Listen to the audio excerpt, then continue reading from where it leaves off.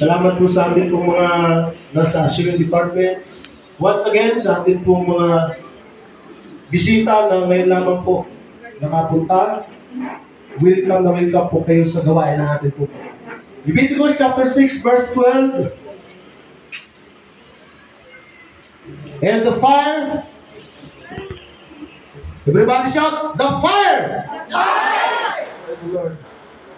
Mayroon pong literal na fire, mayroon pong spiritual na fire. The spiritual fire is the Holy Spirit of the Lord. And the fire upon the altar shall be burning in it. It shall not be put out, and the priest shall burn wood. Yun, nandiyan na pala. On the end, every morning, and lay the burnt offering in order upon it, and he shall burn thereon the fat of the peace offering. Verse 13, the fire shall ever be burning upon the altar, it shall never go out. 1 Peter chapter 4, verse 12. Kapatid, mamaya po sa ating pong altar call, gaya ng napag-aralan natin sa Sunday School, huwag po tayo mahiya na magpuri.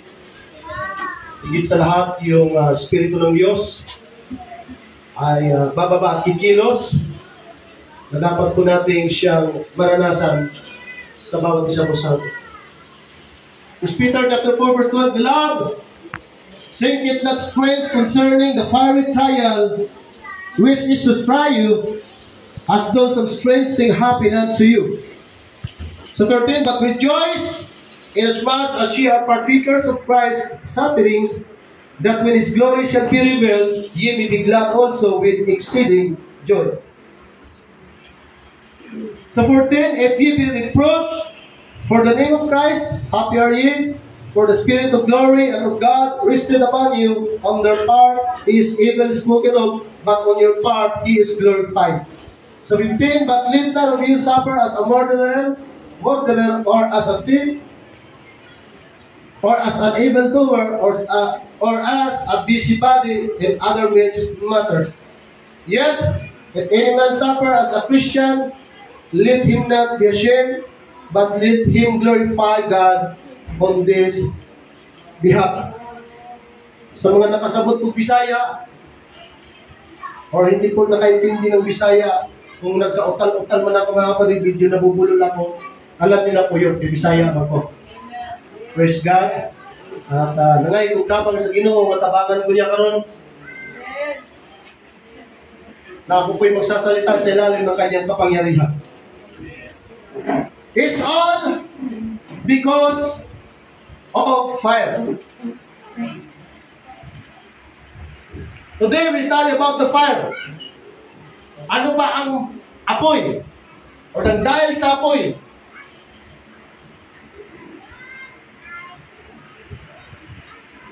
Sino dito ito siya na gusto mag-aapoy? Amen! Yung wala pa yung mensahe ng Diyos pero nag-aapoy yung pagpupuri na. Sabi ni Jeremiah, hindi ako mapapakali, yung apoy na nalirito sa aking kalulubab hanggang sa ilalim ng aking mga buto, ay grabe hindi nagpapakali sa aking mga buto.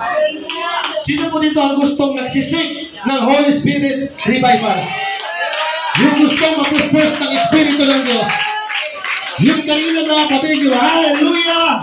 When we praise the Lord that we are here because of the presence of God, I believe that the fire of God is be upon us today, brothers and sisters. Sa atin pong mga bisita, kung mayroon po kayong mga naririnig na medyo kakaiba sa inyo pong padidig, ito po ay nasa Biblia. Amen? And we need to understand about the literal fire and the spiritual fire. Ang maraming Diyos, tulungan niyo po kami. Let the fire of your message be upon us, O Lord. Huwag niyo po hayaan na uuwi kaming malamig. Amen. But we pray for the Holy Ghost revival in Jesus' name. Amen. Praise God. Hallelujah. Yung papupuri na nag-aapoy. Yung papupuri na nakakahawak mga kapatid. Yung papupuri na nakaka-encourage na ikaw ang nagkahalingin ka rito para sa kahiling ng Diyos.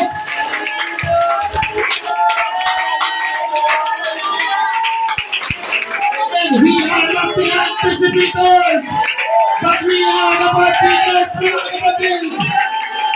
Hallelujah, hallelujah, hallelujah. Please be seated. In Jesus' name. Kung saan pong lugar mayroon pong nagkakatipon at nagpupuri sa Diyos, nandoon po ang presensya ng Diyos. At kapag nandoon ang presensya ng Diyos, nandoon ang apoy. Amen. Bumabaha na po ng tubig, mga kapatid. At I believe, maraming salamat, mamaya po ay bababa ng Espiritu, babaha ng Espiritu Santo. And I believe ang lugar na ito, amen, yung mga tao sa lugar na ito, yung mga Kristiyano sa lugar na ito, ay mayroon po tayong desire to feel the Spirit of the Lord. Huwag nating hayaan po, mga kapatid, na uuwi tayo na walang pag-aapoy sa ating pong puso. Amen. Amen.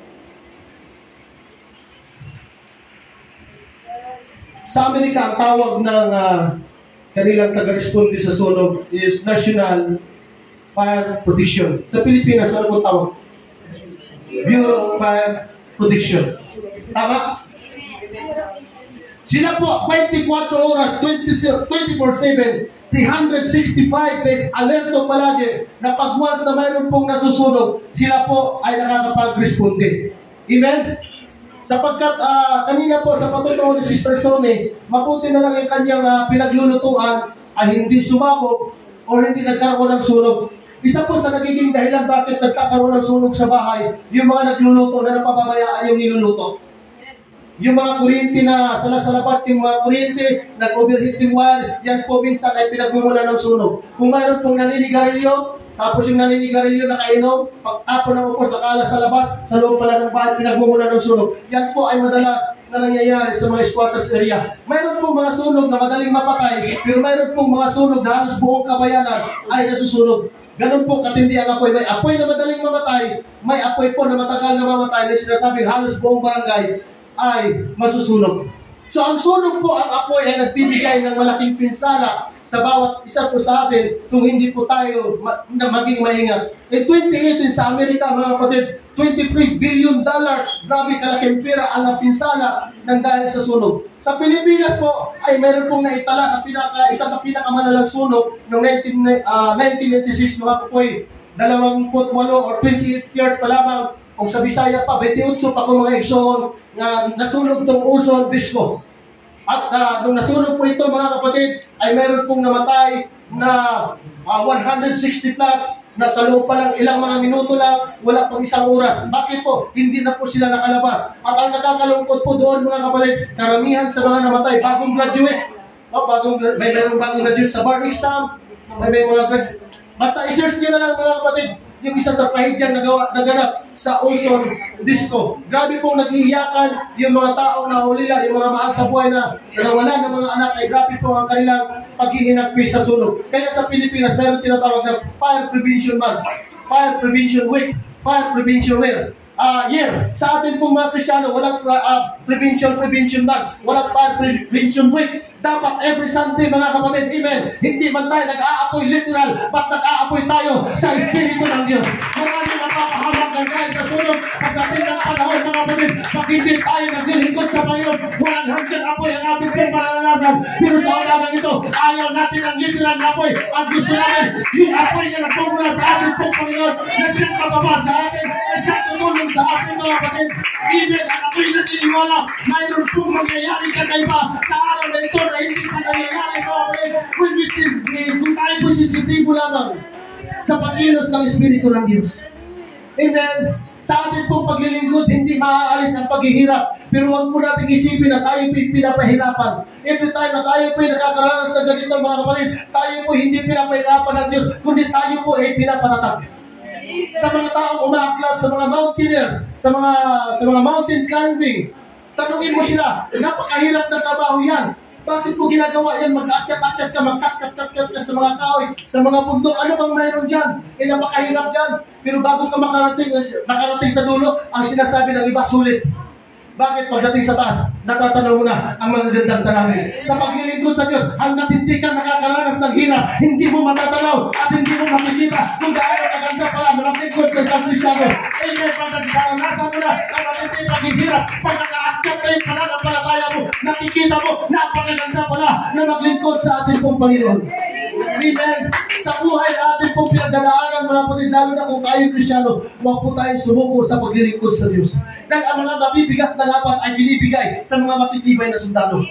Amen. Hindi ka pwedeng lumaban sa boxing pag hindi ka magaling. Hindi ka pwedeng lumaban sa gira pag hindi ka magaling. Every time na sinasaba ka, ibig sabihin, matibay na sundalo ka. Kaya kung ikaw ay Kristyano, marami kang pagsubok na pinagdadaanan, ibig sabihin, matibay ka na sundalo. Na kaya ka pinagdadaanan natin, hindi na tayo nakalikod sa Panginoon. Mayroong Espiritu ng Diyos, mayroong nag-aapoy sa ating mga puso, mayroong nag-aapoy sa ating damdamin, mga kapatid. Amen. Sa general, ano pinaka-highest rank sa sundalo? General. Major. Super Daniel? Colonel? The general na po tayo. General na, pinakamataas. Oh. Sa pulis, sa general na. Sa abogado.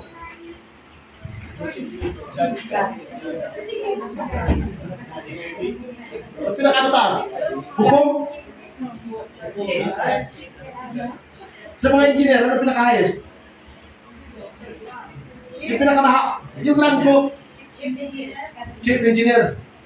Di ba sa mga sales lady, mayroong mga rank-rank yan? Rank 1, rank 2, rank 3. Supervisor, di ba? Malalaman na lang pag tumaas yung position mo, pag tumaas yung rank mo. Sa paglilingkod sa Diyos, mga kapatid, ano ang pinakamataas na rank mo? Yan. Sa paglilingkod sa Diyos, ano ang pinakamataas na rank mo? General Superintendent? Presbyter? District Presbyter? Pastor? Pinakamataas na rank mo? Asher?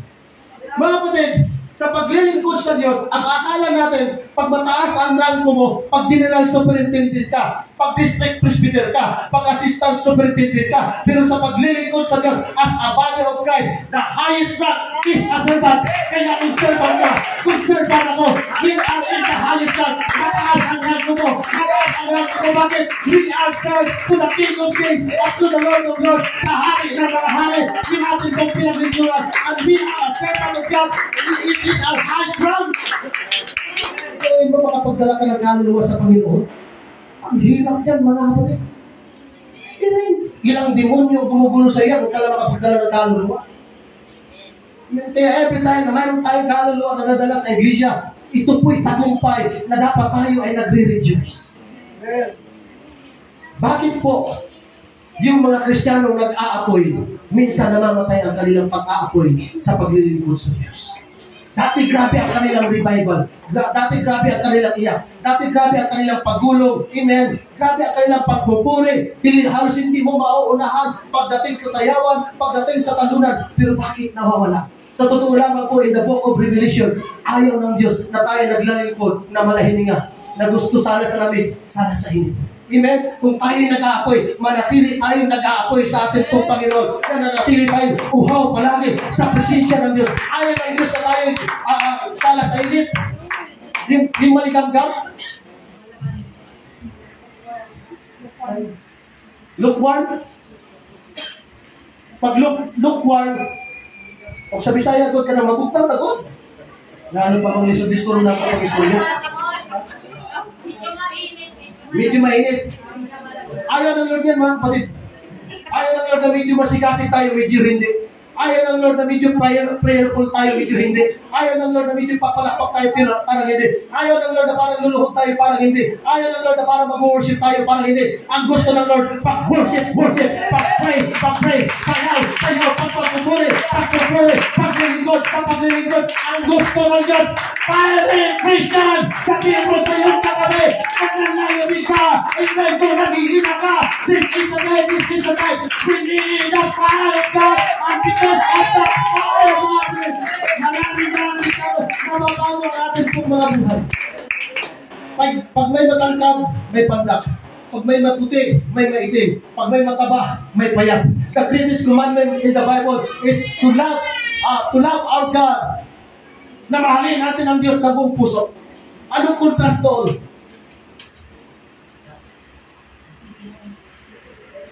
Kapag hindi natin minahal ang Diyos ng buong puso, ay malaking kasalanan. The greatest sin na atin pong magagawa, yung hindi natin talaga mahal ang atin pong Panginoon, or parang mahal natin ang Panginoon. Panginoon, mahal ba kita? O parang hindi kita mahal, siguraduhin natin na mahal natin ang ating Panginoon. Kasi pag mahal natin ang ating pong Panginoon, mga kapatid, even maglilingkod at maglilingkod ka, maaari mayroon ka pinagdadaanan na parang gusto mo lang tumalingkod, pero tayo mayroon ka ng relasyon, mayroon ka ng pagmamahal sa ating Panginoon. Pabalik at pabalik ka, magpupuli at magpupuli ka. Alam natin, even na Diyos lang ang siya makakatulong sa atin. Kaya kung ngayon, sa araw na ito, kung tayo po'y nakakaranas ng panlalamig at gusto na natin tumalikod sa ating pong Panginoon, we need to repent. Pwede pa tayo magsisi sa Panginoon. Lord, ayaw ko ng ganito. Ayaw ko tumalikod sa iyo. Ayaw ko ng malamig, Panginoon. Ayaw ko ng malahiya. Mga kapatid, sa umaga ito, i-claim natin and we pray na patuloy tayo mag-aapoy that every Sunday service, hindi na tayo naiiyak magpuri. Even tayo ay sasamba at sasamba po sa ating Panginoon. Tayo po, pag ang ating pong mga anak, pag yan ay humahawak ng lighter or mga kandila na umaapoy, nag-aalala tayo. Amen. Wag yan, kasi madisgrasya ka dyan, mapasok ka dyan. Amen. Kandila lang yun. Paano pa kaya pag impyerno, mga kapatid? Pag nakakarinig tayo ng bumbiro dyan, tama ba yun, bumbiro ko, mga kapatid? Amen. Nakakarinig tayo dyan, minsan sinasabi natin, kawawa naman yung mga nasunugan. Sana bahay lang ang nasunog. Walang buhay na nasunog. Nanghihinayang tayo sa buhay eh. Pag aso mo masunod, pag hinayang ka. Pag pusa mo na mahal mo masunod, maghihinayang ka. Amen? Paano pa kaya ang pagtao, mga kapatid? Kaya hanggat wala pa tayo, hindi pa bumabalik ang ating pong Panginoon. Yung mga mahal natin sa buhay, na alam natin na magdurusa sa apoy ng impyerno na walang kamatayan. Ngayon pa lamang, iiyak natin sa Panginoon. Lord, hindi ko alam kung kailan patagal ang buhay ko. Pasalamat na mayroon akong panahon. Binigyan mo ako ng time sa araw na ito na pwede ko pang ipag-pray ang aking mahal sa buhay. Pwede ko pang ipag-pray ang ating pong mga kaluluwa. Ang mga kaluluwa ng ating kapwa. Amen. Sa Bible, nakausap ng Panginoon o nakausap ni Moses ang Panginoon sa pamamagitan ng yung tinatawag na burning bush. Sino po nakakalam ng kwento na yun? Ang hirap doon, makikipag-usap ka sa apoy, tapos yung apoy na nagsasalita. Ang tao ngayon, takot ka sa multo eh. Yun pa kaya apoy na nagsasalita. Yun po yung binabanggit ko sa inyo kanina, mga kapatid. Mayroong literal na apoy, mayroong spiritual na apoy. Yung tatlong magkakaibigan, o yung bayang Israel, nung nasa wilderness sila, dahil hindi sila makarating sa lugar ng pangako, pagdating ng gabi, dahil wala silang flashlight, pagdating ng gabi, dahil wala silang generator, pagdating ng gabi, wala silang mga lampara, ang ginagawa ng Panginoon, nagiging haliging apoy siya. Hindi nakakasunod, pero tumatanglaw at nagbibigay ng liwanag sa bayang Israel. In the day of Pentecost, sa Acts chapter 2, yung mga mananampalataya kasama yung ina ng ating Panginoon Jesucristo na si Maria, sa Aperon, more or less nasa 100 sila, may bumabang apoy na sinasabi, yung apoy na hindi nakakasunog, na sinasabi, apoy na bumaba sa kanila, nakawangis na dila, na sinasabi, ang Espiritu ng Diyos. Nung ito'y bumaba sa kanila, mga kapatid, mayroon pong kakaibang nangyayari sa kanila. Yung lugar na pinapaan ng Espiritu ng Diyos, mayroon pong kakaibang nangyayari doon. Kaya yung mga tao na narinig sa kanila, yung mga tao na nakita sa kanila, nakita ang kanilang nakita, mga kapatid, anong nangyari sa mga tao na yun? Bakit kahit pagbuha pa ba ang Espiritu ng Diyos, hindi pwede, mga kapatid, pag ikaw ay papasok, kapag ikaw ay nasunod, kapag ikaw ay buha pa sa apoy, mayroon kakaibang mangyayari sa iyo. Kaya pagpapaba ang Espiritu ng Diyos sa ating pong kalamitaan, kayo mga kapatid, ako'y naniniwala, ikaw at ako ay mayroon pong kakaibang mangyayari. Bakit yung bababa sa atin ay hindi literal na apoy, kundi Espiritu ng Diyos. And we need that fire. We need the spiritual fire para tayo po'y manatiling nag-aapoy sa paglilingkod sa Panginoon. Di ba sa Leviticus? Sa mga Levita na tagapagbantay sa templo, mahirap ang kanilang gampanin, Brother Ruth. Pagdating sa umaga, pag nakita nila na yung apoy ay medyo mahina na, naglalagay sila ng gatong. Kasi yung apoy na yun, kailangan manatili yun dahil yung mga tao doon na mayroong mga peace offering, mayroong mga susunuging hayop, nilalagay doon at hindi pwedeng mamatay. Dahil malaking sagutin ng mga nagbabantay doon kapag namatay yung apoy. Dahil kapag yung apoy na yun, lalagyan ng mga burnt offering, pag yun ay nasunog, bababa ang presensya ng Diyos. Sa paglilingkod sa Panginoon, mga kapatid, isa sa pinakamabigat na gampanin ng pastor ay yung ang mga Krisyano ay nananatiling nag-aapoy. Even para huwag mamatay. Kasi pag namatay, mga kapatid, may tendency na mapahamak ang ating mga kaluluwa at tatalikod tayo sa ating pong Panginoon. Mga kapatid, ang pagiging pag-aapoy mo na mainit na Krisyano ay hindi po yan responsibilidad ng pastor. As long na tinanggap natin ang Espiritu ng Diyos, responsibilidad na natin yan. Kung tayo manangalit, kung mga kapatid, hallelujah! Sabi ng Hebrews chapter 12, our God is a consuming fire. Bababa sa iyo at sa akin ang Espiritu ng Diyos para hindi ka susunugin literal, kundi ang susunugin niya yung ating mga bad attitude, yung ating po mga pagkatao na karnal, yung ating pag-iisip na karnal, yung ating mga ginagawa na karnal. Yun po ang susunugin ng apoy. Kaya ang gusto ng Diyos, manahan siya sa atin para mapago ang ating po mga buhay, mga buhay. Kwento ko po sa inyo kanina, bakit dati may mga Kristiyanong nag-aapoy. Pag-praise and worship na sa harap na kagad. Pero katagalan nasa likod na. Hindi pa nagsasalita yung tumatayo dito. Mayroon na pumapalakpak, oh, praise the Lord, hallelujah. Matapos na, bandang uli, itong katagalan, matapos na lang yung magsasalita dito, hindi na makapreach the Lord. Namatay. Namatay yung init, namatay yung wow. Bakit? Alam niyo po ba kung anong dahilan, mga kapatid, bakit wala kayong revival? Hindi yung katabi mo ang nagbibigay siya ng revival.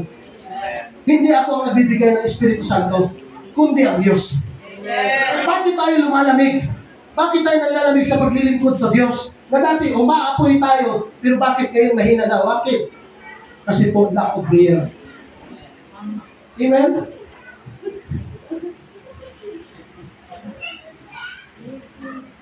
Prayer.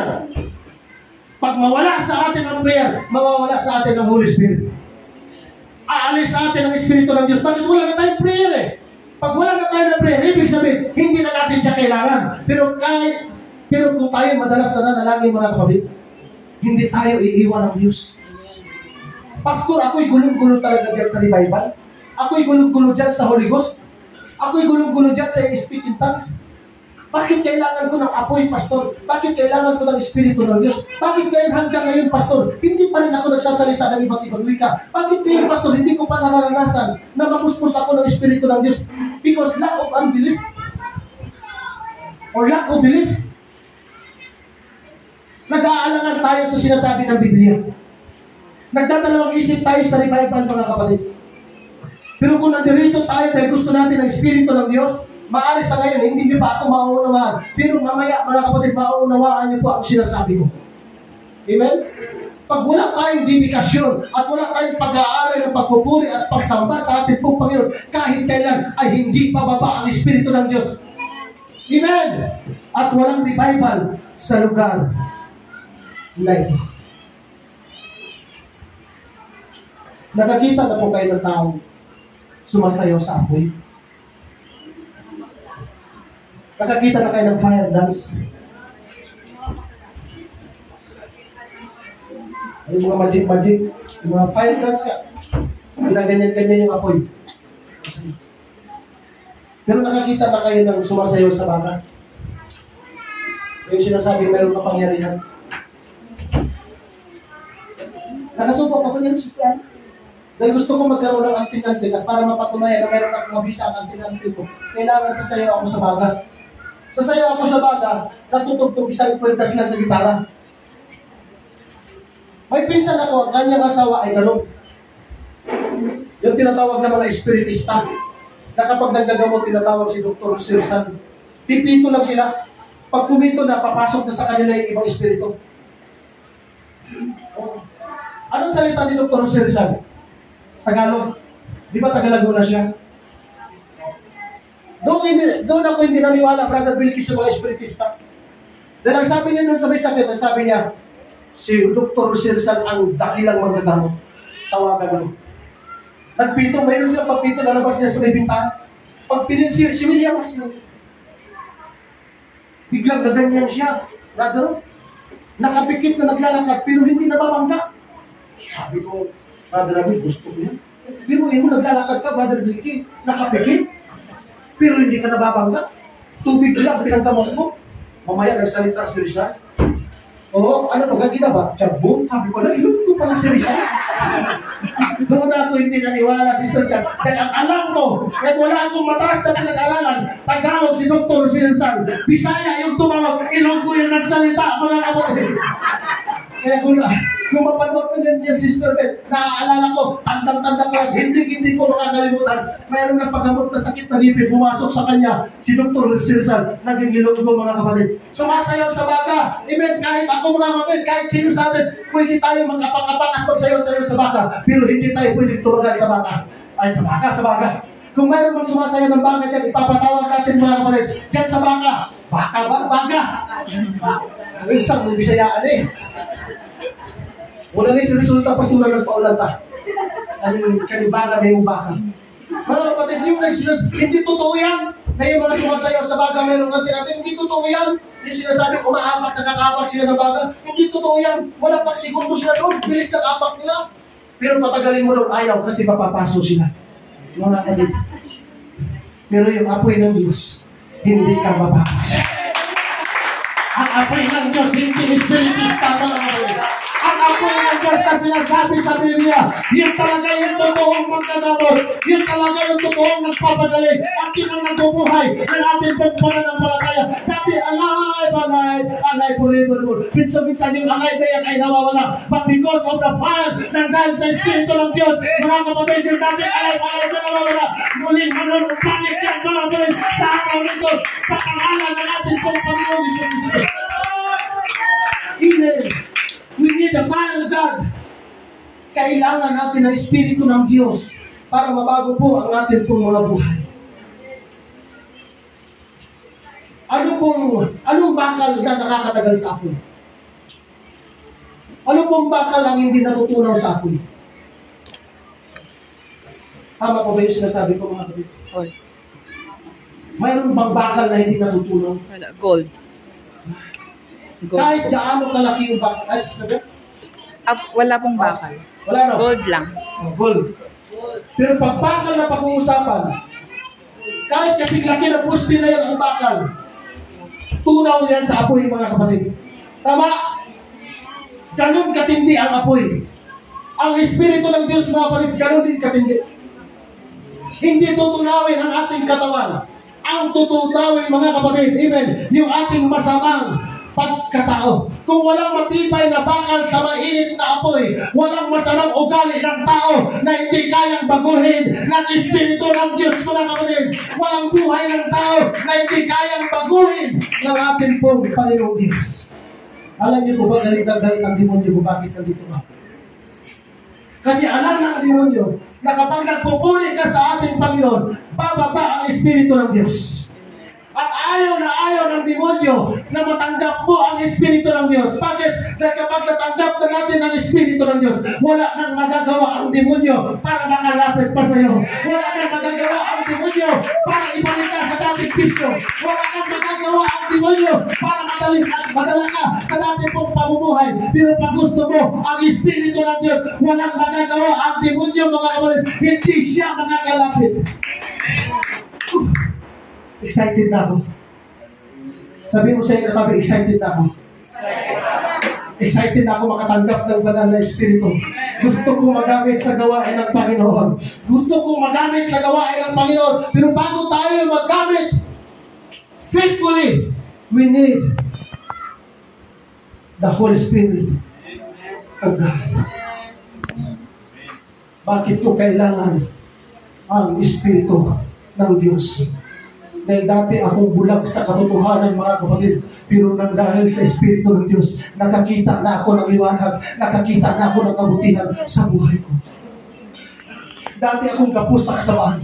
Dati akong kapos sa kadiliman. Because of the Spirit of God, nakalaya ako sa kasamaan, mga kapatid. Maging ikaw at ako, nakalaya ka sa kasamaan. Dati mga kapos tayo, alipin tayo ng kasalanan, pero nakalaya tayo nang dahil sa Espiritu ng Diyos, mga kapatid. Amen! We are bound, but now we are free. Palakpakan natin ang ating tagilang Diyos. Yung palakpak na hindi matapos ang kamay mo. Yung palakpak mga kapatid na hindi pilit. Yung palakpak na maluwag sa ating pong mga puso. Yung pagpupuri na para sa ating pong Panginoon. Na alam mo natin mulang palinsan sa ginagawa ng Diyos sa buhay natin. Pero ngayon malaya. Amen! Kasi hirap tayo magpuri sa Panginoon, pero ngayon hindi na tayo hirap. Bakit? Pinalaya tayo sa Espiritu ng Diyos. Hinango tayo mula sa pagkalublog, pagkaalipin sa kasamaan mga kapatid. Ibig sabihin, hindi na tayo hawak na demonyo. Tingnan mo yung katabi. Titigan mo siya maigi. Nakalaya na ba talaga siya? O hawak-hawak pa rin siya ng demonyo? Dati hawak tayo ng Diablo. Alipin tayo ng Diablo, mga kapatid. Ayaw natin ang salita ng Diyos. Ayaw natin ang pagpupuri ng Diyos. Pero salamat, mayroong ginamit ang ating Panginoon para madala tayo sa ganitong gawain at na makarinig tayo na salita ng ating Panginoon. Hindi na natin siya pinakinggan. Ngayon naglilingkod na tayo sa kanya, mga kapatid. Pinalaya na tayo ng ating Panginoon Diyos. Amen. Praise God. Marami na pong mga kapatiran na nawala sa lugar na ito. But still, the church is always triumphant. Bakit? Dahil sa Espiritu ng ating Panginoon.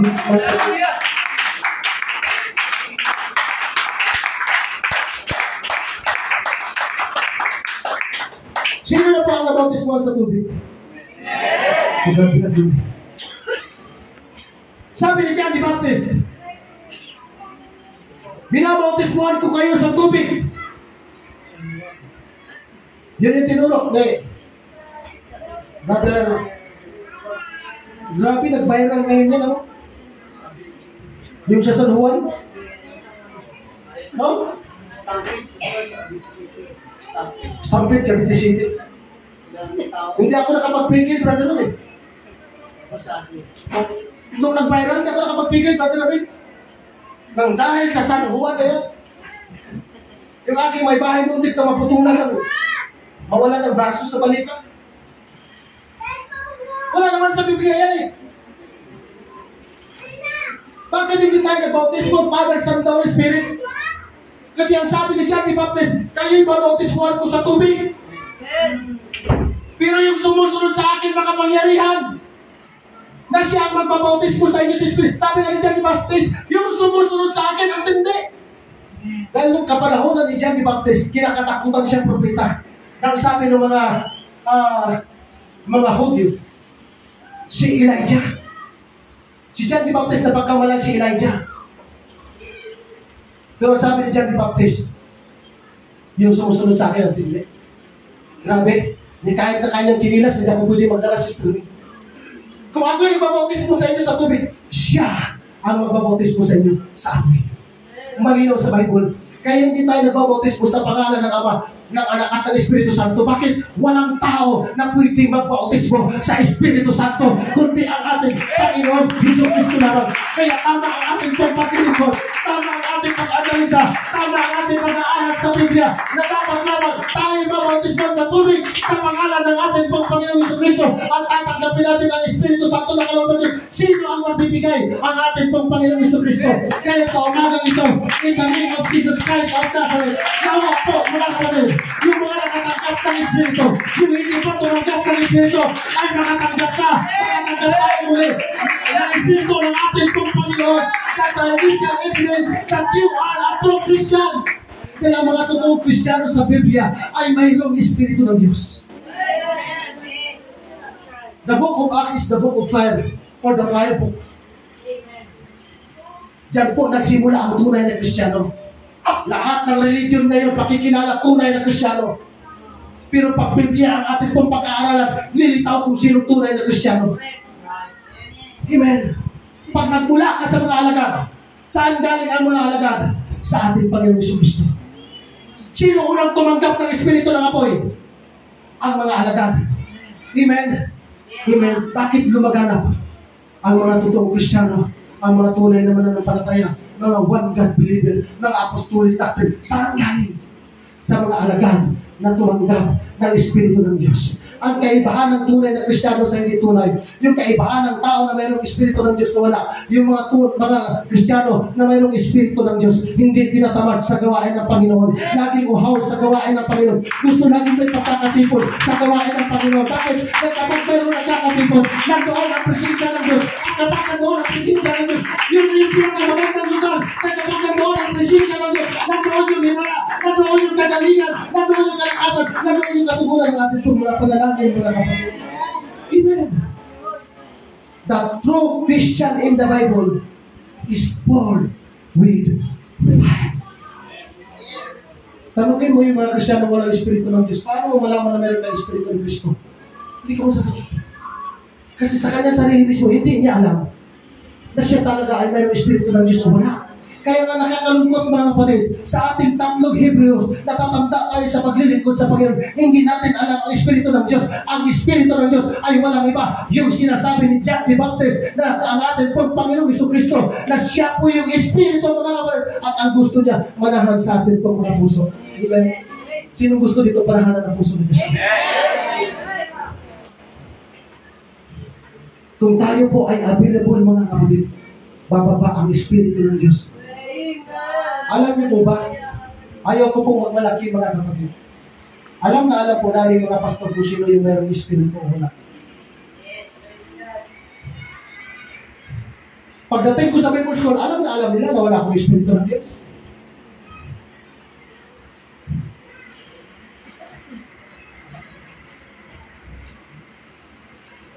Pagtayo pa lang dito, alam na yan, Sister Chat. Maraming tinuro dito sa Hong Kong. Pagtayo pa lang dito sa likod ng pulpito, devotion, song leader, worship leader, anong ba ang klase pagtuturo dito? Alam na alam yan. Kung mayroon tayong anointing o wala. Alam na alam yan kung prayerful tayo, hindi tayo prayerful mga kapatid.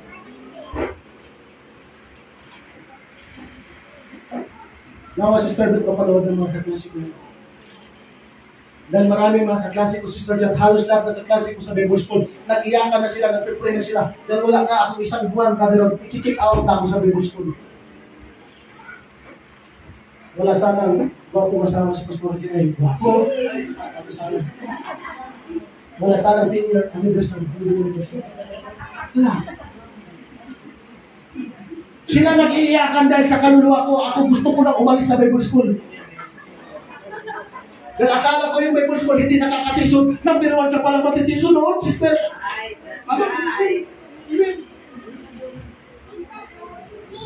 Kaya sabi nila, pag natisod ka dito sa Bible School, pag hindi mo makayanan, pag nagpastor ka, hindi mo rin makakayanan. Bakit pastor? Kasi lahat ng membro mo, katitisuran mo yan. Okay na pala. Sabi sa akin doon, Brother Jinary, umuwi ka na ba? Alam ko na. Pag pinauwi ako, walang pagtawag sa akin ng Diyos. Naligaw lang ako sa Bible School, Brother Jinary. Nag-fasting yung aking mga kaklase. Fasting sila. Ayaw ko na matulog sa dorm. Gusto ko nang matulog sa labas dahil iniintay ko na yung takdang araw, Sister Jen, na pauuwiin ako ng Bulacan. Sabi sa akin ni Brother Gary, Brother Juning! Bakit naman nagtitisod, Brother Juning? Pagkain, 2 subo, 3 subo. Kaya nga may nakumpos akong kanta eh. Bicolano ka man o Ilonggo, Cebuano, Waray ka man. Pagkain sa Bible School, dahon ng kamote, may sili. Yung dahon ng santol, bunga ng santol, gawing pagkain. Walang pagkain na walang sili. Sabi ko, Brother Carl, nadaya ako. Sa totoo lang, Brother Wilkie, bakit ako nakarating ng Bible School? Dahil yung mga nagkrusada sa nabutas, ang gaganda ng damit. Sabi ko, marami pila ito, mga ito.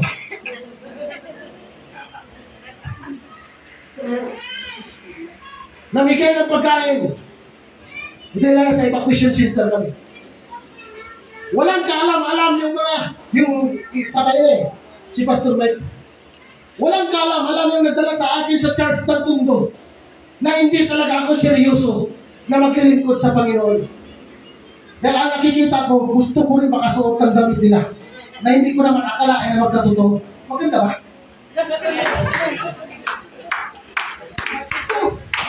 Si parang tundo ito, sa likod may tindahan, nandun ako nagpausok-usok ng sigarilyo. Sabi sa akin ni Pastor Mike, Kuya Jim, magsisimba ka, nangyayagarilyo ka. Sabi ko, ano problema? Eh doon sa akin, mag-inom ka nga eh. Magdala ka nga ng rito sa iyong simbahan. Wala problema. Wala. Sabi sa akin, Pastor Ronan, may Holy Ghost ka ba? Hindi ko kilala yun. Hindi ka pwede mag-aral sa Bible School dahil wala kang Espiritu ng Diyos. Dahil ibig yung Bible School mapayapa, nagiging magulo. Totoo pa naman mga kapatid. Pag wala ka pala ng Espiritu ng Diyos sa Bible School, magulo ang Bible School. Kasi lahat sila kaaway mo. Kasi sa Bible School, umaga, walang oras na walang nananalangin. Bawat oras nag-free ka. Sabi nung Bible study ni Pastor Jake, lakas-lakas niyong kumain ng isda, ang tamad yung maglinis. Sakit. Dahil kasama ako sa sa grupo na magkakalistis ng tilapia. Dahil sa Bicol, ang sikat na isda doon, tilapia. Yung iba dyan, ang lakas na kumain, eh, hindi marunong maglinis. Nagdiling yung paningin ko, Sister Jim. May kutsilyo. Lahat ako may kutsilyo eh. Kasi nakikiswatter ako. Hindi ka pwede sa squatter na wala kang patalin. Amen. Kasi hindi ka pwede sa squatter na hindi ka marunong itabla yung buhay mo. Sa squatter, kailangan handa kang pumatay, handa kang mamatay. Sus, narinig ko ngayon. Kinuha ko yung sinugod ko sa, sigawan lahat ng mga estudyante doon. Totoo yan, Sister. Sasaksakin ko si Brother Wilson doon sa,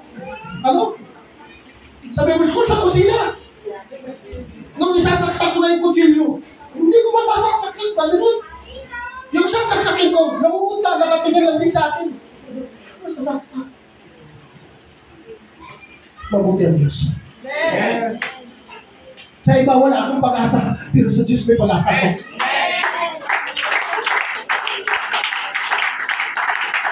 Pauwiin na yan! Wala mang kwentang tao yan dito sa Bible School eh. Kaya nung malaman nila na nagligaw ako kay Pastora Jim, mag-isip-isip ka! Parang awa mo na. Wala kang magandang kinabukasan dyan.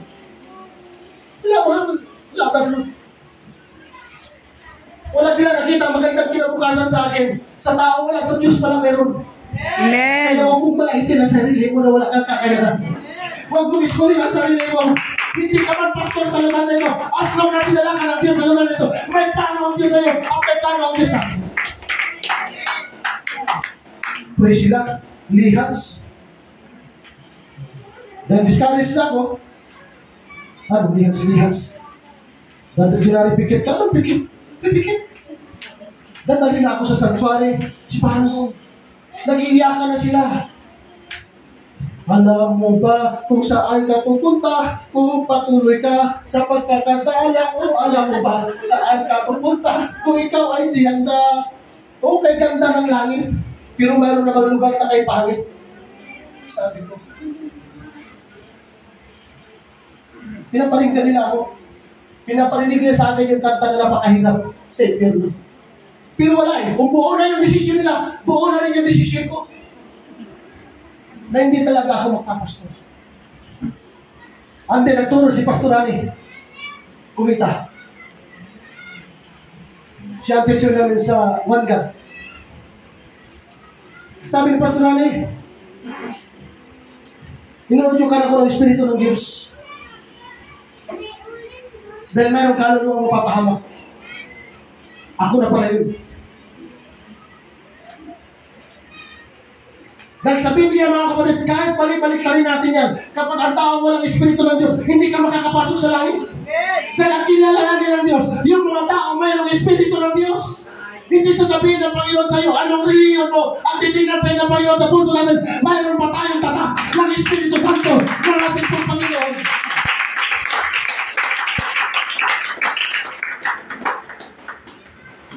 Pinag-pray nila ako. Niliyas ako ni Pastor Ali.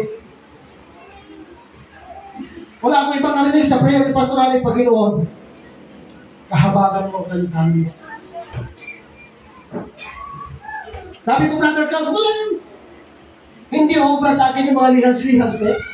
Hindi na demonyo. Hindi na espiritu ng demonyo. Ganun siya katindi, mga kapatid. Kaya sa loob, nagdito siya. Totoo yung sinasabi na sa lahat ng simbahan, nandun rin ang espiritu ng demonyo. Kaya hindi lahat na nasa loob ng simbahan ay espiritu ng Diyos nandiyan. Mayroon din yan ang demonyo. Amen. At makikilala mo. Kapag hindi ka pumapapapak, pag hindi ka nagpupuri, pag tamad ka, ayaw mo makinig sa salita ng Diyos, pag gusto mong matulog, hindi espiritu ng Diyos yan. Amen. Ayaw ng demonyo ng salita ng Diyos. Ayaw ng demonyo na makinig ka ng salita ng Diyos. Pero kahit gaano tayo kasama, mga kapatid, pero kung buksan natin ang ating puso sa pangalan ng ating Panginoon Jesucristo, hindi siya sabihin ng Diyos, ayaw ko sa iyo, ikaw ang ako ang inahanap ng ating Panginoon. Pinag-pray nila ako, hindi umubra. Hindi umubra yung anointed lihans. Sister Marilyn. Masamang espiritu, lumayas ka sa katawan ni Brother Junare. Layas mo ba? Wala yan. Sabi ni Brother Junare, Brother Julie, pumikit ka naman, Brother Julie. Wala yan, wala panalangin, wala pray-pray. Handa ko lang tanggapin ang kapalaran mo. Naligaw lang talaga ako sa bibis ko. Pero salamat. Hindi sumuko si Pastor Ali. Nag-preach siya ulit, mga kapatid. Hindi na pinatong sa ulo ko sa puso ko na pinatong. Nung nilapag na niya ang kamay niya sa puso ko, mga kapatid, hindi ko mapigilan ang mata ko na maipigil. At nakakita ako ng liwanag. At hindi ko na alam ang nangyayari sa akin. Nagulat na lang ako, mga kapatid. Nung magising ako, hindi ko na alam kung anong oras. Nung magising ako, wala na si Pastor Ali. Wala na yung mga kakasi ko. Dahil halos 5 oras na ako na nagpupuri. Na hindi ko alam na grabe na pala ang pagpupuri ko. Because of the Holy Ghost. Kapag gumaba pala ang Espiritu ng Diyos sa iyo, kapatid, kahit gaano ka kasama, kahit sabihin mo ayaw mo magpupuri, magpupuri ka sa ating Panginoon. Kaya wala pa na matigas. Tapos kapag pababa pala ang Espiritu ng Diyos ko, I pray that ang Espiritu na yan ay pababa sa ating kalangitan, mga kapatid. Kaya ang Espiritu na yan ang siyang pagbabago. At ako'y naniniwala kung pinago ako ng Diyos, papaguhin niya ang buhay natin. Kung ako'y niligtas ng Diyos, niligtas din kayo, mga kapatid. I feel the Spirit of the Lord. Kung ayaw